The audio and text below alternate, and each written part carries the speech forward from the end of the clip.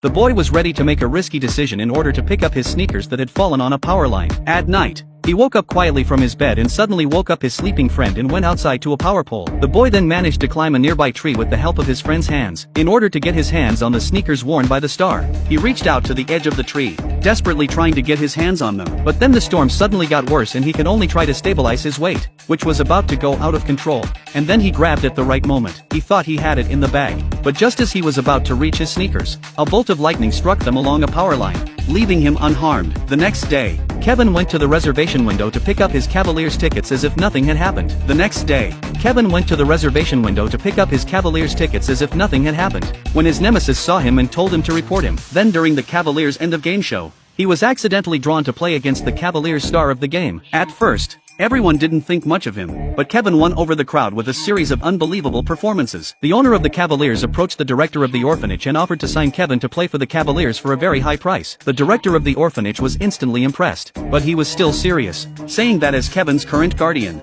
I had to make sure that no one took advantage of him. But then the Cavaliers owner's money was on the line, and the dean quickly fell in line and agreed with a smile on his face. And so it was that at the tender age of 13, 6'3", Kevin joined the Cavaliers. However, the team's boss, Tracy, didn't seem to like Kevin.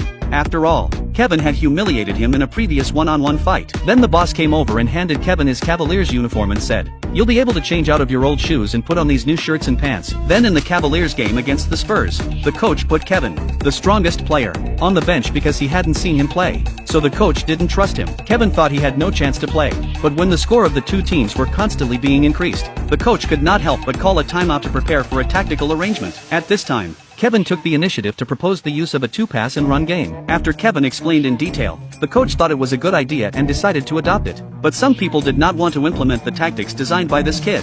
So the coach asked Kevin to carry out the tactics and go on the court to shoot the ball. However, after Kevin got on the court, he was embarrassed to realize that he didn't wear the magic shoes, so he could only desperately flick the ball to his teammates and keep passing the ball. Kevin had no choice but to call a timeout and run back to the locker room on the pretext of going to the restroom.